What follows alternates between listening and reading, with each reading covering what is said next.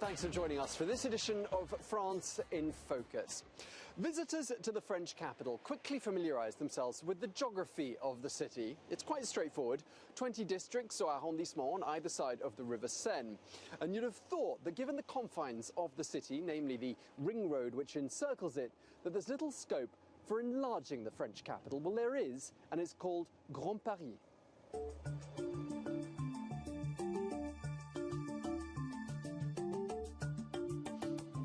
Well, it is a huge project which aims to interconnect Paris and the surrounding areas. And part of that is happening here. They're extending one of the metro lines. But let's start by taking a look at a few facts and figures. With more than 12 million residents spread over 12,000 square kilometers, Île-de-France is the most densely populated region in the country. It was this demographic concentration that 10 years ago pushed then-President Nicolas Sarkozy to launch Grand Paris, an ambitious project to transform the capital and its surrounding suburbs into a better connected metropolis.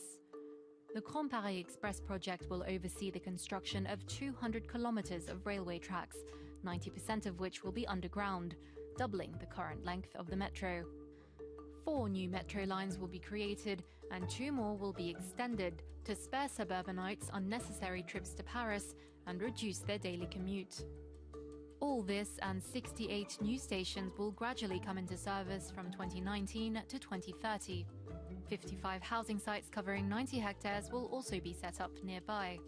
Overall, Grand Paris will create more than 14,000 new homes, offices and recreational areas, with 8 hectares reserved for urban farming. But Grand Paris will also mean new governance, which is where things get complicated. The metropolis of Grand Paris will unite the capital with 130 communes. This new entity will replace the network of communes that existed before. But it's easier said than done, because the new metropolis will itself be divided into 12 territories, adding to the communes and departments already in the region. A far from simple task that will no doubt create a bureaucratic headache. Well, to tell us more about the extension of the Paris transport network, I'm joined now by one of the engineers working on the extension of Line 4, Simon de Boisson. Hi, Simon. Bonjour. You're working on the extension of this metro line. Just tell us a little bit about what's happening around us here. What we're doing is extending the current line so it reaches about 1.5 kilometres into the Paris suburbs at the south end of the line to Bagneux. This is a huge tunnel. How do you go about constructing something on this scale? For this tunnel in particular, we're using a traditional method. So we have some big gear down there. We can dig up to 2 metres a day. And at the end of each digging phase, we need to put in a temporary support before we can move forward. And I imagine something like this is not without its challenges. Just tell me a little bit about some of them. One of our first challenges with this project was dealing with the underground limestone. A lot of it was 30-35 metres deep. Before we could get going on extending the line, we had to take out each block of limestone and have it refilled. Okay, Simon de Boisson, thank you very much indeed. Good luck.